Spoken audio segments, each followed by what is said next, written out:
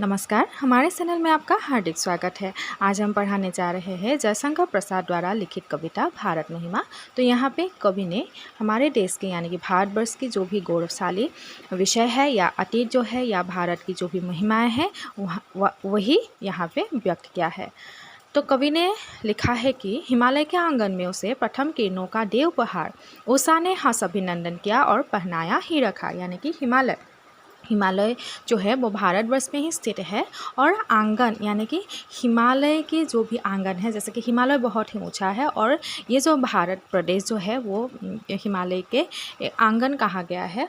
और प्रथम किरणों का देवपहाड़ यानी कि सूरज का जो पहला किरण है वो उस ऊंचाई पे गिरता है, यानी कि उसे हिमालय में ही सूरज का प्रथम किरण गिरता है।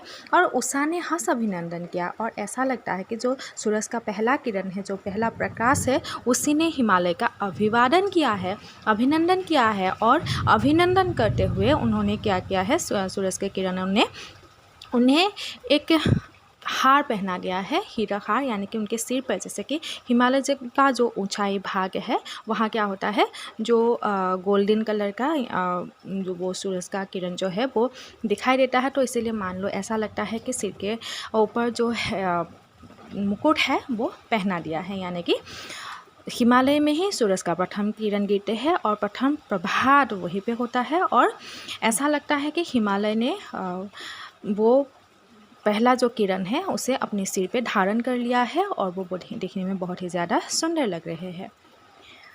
जगह हम लगे जगाने विश्व, लोक में फैला फिर आलोक, व्योम तम पुंज हुआ तब नष्ट, अखिल संस्कृति हो थी अशोक। तो यहाँ पे कहा है कि जगह हम, तो जैसे ही प्रभात का आगमन हो गया है तो हम जो संसार के जितने भी लोग हैं वो हम लोग जाग गए हैं, यानी कि उठ गए हैं, सुबह हो गया है, प्रातःकाल हो गया है, तो इसलिए हम उठ गए हैं, लगा जगाने विश्व। और उसी समय जो सूरज का किरण है उसी ने हमें जगाया है। लोक में फैला फिर आलोक, और संसार के सभी लोगों में ये आलोक जो है, ये जो रोशनी है, सूरज का रोशनी वो फैल चुका है। यानी कि सबसे पहले से हिमालय पे आके सूरज का किरण गिरा, उसके बाद हम पे आके गिरा है और संसार के सभी प्राणियों में ये जो रोशनी है, सूरज का जो किरण है वो फैल चुका है। और उसी समय लोग जो है वो उठ गए हैं और अपने कार्य में व्यस्त हो गए हैं। व्योम तम पुंज हुआ तब नष्ट, व्योम यानी कि आसमान, तम जो है अंधकार, यानी कि जो रात्रि का अंधकार है वो सूरज के प्रकाश के कारण ही वो विलुप्त हो गया है, वो नष्ट हो गया है। अखिल संस्कृति हो थी अशोक, और अभी जो है भारत की जितनी भी संस्कृति है, जो सभ्यता है, यानी कि भारतवर्ष के जितने भी लोग हैं वो जाग उठे हैं और अंधकार में जो डूबे हुए थे, जो अशांति में थे, वह भी सूरज के प्रकाश से ही प्रफुल्लित हो उठे हैं और अपने कार्य में वो लोग लग चुके हैं। विमल वाणी ने वीणा लिए कमल कोमल कर में सप्रीत, सप्त स्वर सप्त सिंधु में उठे, चिरा तब मधुर साम संगीत। तो सरस्वती माता जो है वो हम कह सकते हैं कि वो ज्ञान की देवी है, और उनकी जो वाणी है, उनकी जो कथन है, उनकी जो सुर है वो बहुत ही कोमल है। और उनके कंठ का आवाज़ सुन के मतलब जो भी प्राणी हैं वो सभी मग्न हो जाते हैं। सप्त स्वर सप्त सिंधु में उठे, और उनकी जो सप्त स्वर है, जितने भी स्वर है वो उन्हीं से आया हुआ है और सारे सिंधु प्रदेशों में यानी कि भारतवर्ष में उन्हीं का स्वर फैला हुआ है। चिरातम मधुर साम संगीत, और जैसे ही वो अपने राग, अपनी जो संगीत है वो जैसे ही राग खींचती है तो सारा का सारा जो संसार है वो जाग उठते हैं, यानी कि उनके वाणी सुनने के लिए सभी तरसते रहते हैं। और उन्हीं से हमें सबसे पहले ये सप्त स्वर जो है, जो ज्ञान है, वो उन्हीं से हमें प्राप्त हुआ है। बचाकर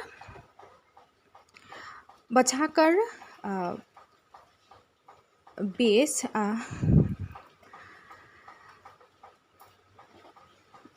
रूप से सृष्टि, नाव पर झेल प्रलय का शीत, अरुण केतन लेकर निज हाथ, वरुण पथ पर हम बढ़े अभित।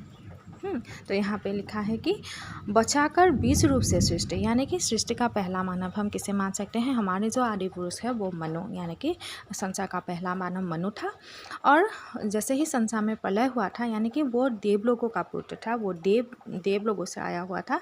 और जैसे ही यहाँ पे प्रलय हो गया तो प्रलय से बचने के लिए उन्होंने एक नाव बनाया और वो नाव खेल के ही हिमालय के तट पर जाने लगे थे और वहीं पे उनका निवास हुआ था और वहीं पे उन्होंने श्रद्धा से विवाह कर लिया था और श्रद्धा के बाद ही उनका एक पुत्र हुआ जिनका नाम है मानव, और उन्हीं मानव के हमें अंश है, यानी कि उन्हीं मनु के हम अंश है। तो अरुण केतन लेकर निज हाथ वरुण पथ पर हम बढ़े अभी। तो जैसे ही मनु ने क्या किया था, जो संसार में जो बाढ़ आ गया था, उन्होंने बाढ़ से बचने के लिए एक नाव का निर्माण किया था, और नाव के निर्माण करने के बाद ही उन्होंने अपने जीवन को सफल बनाया था, यानी कि जीवन को आगे वो ले गए थे। और उसी प्रकार ही हमें भी क्या करना है, अपने जीवन के पथ पर आगे बढ़ना है। सुना है वो दधीसी का त्याग, हमारे जातीयता और विकास, पुरंदर ने पवी से है लिखा, अस्थि युग का मेरा इतिहास।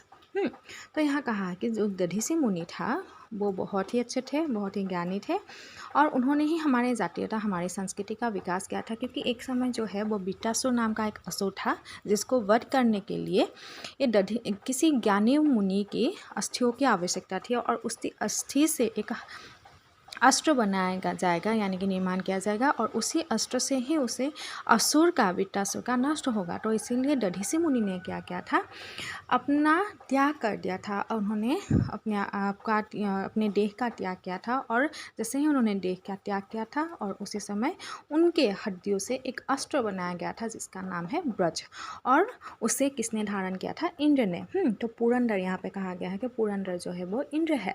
पुरंदर ने उनसे हाथ में लिया था, उस ब्रज को हाथ में लिया था, और अस्थि जो, यानी कि हड्डियों का युग, हड्डियों का ये जो उन्होंने त्याग किया था, ये जो है अमर हो गए थे, इसीलिए उनका नाम हम आज भी याद करते हैं। तो उन्हीं एक पुण्य आत्मा के वजह से ही हमारा जो भारतवर्ष है, हमारा जो देश है, हमारा जो संस्कृति है, उसी का विकास हुआ था, यानी कि वो संस्कृति अभी भी है। तो यहाँ लोग त्याग भी करते हैं।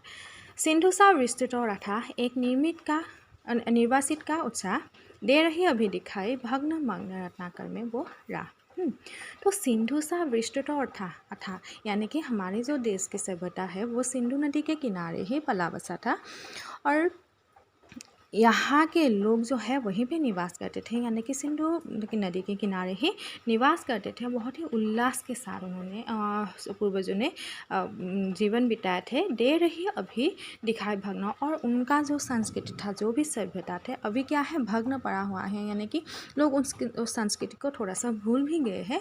लेकिन क्या है, उस टूटे फूटे संस्कृति में भी एक लोग जो है एक नया राह देखते हैं, यानी कि लोगों का अभी भी मानना है जो हमारी पुरानी संस्कृति है, जो सभ्यता है, वो अभी भी बरकरार है, अभी भी बरकरार रहेगी। तो इसीलिए लोग बहुत ही कार्य करने लगे हैं ताकि ये जो संस्कृति है वो फिर से हरा भरा होता रहे। कविता के पिछले भाग हमारे नेक्स्ट वीडियो में है, आप लोग ज़रूर देखिएगा। धन्यवाद।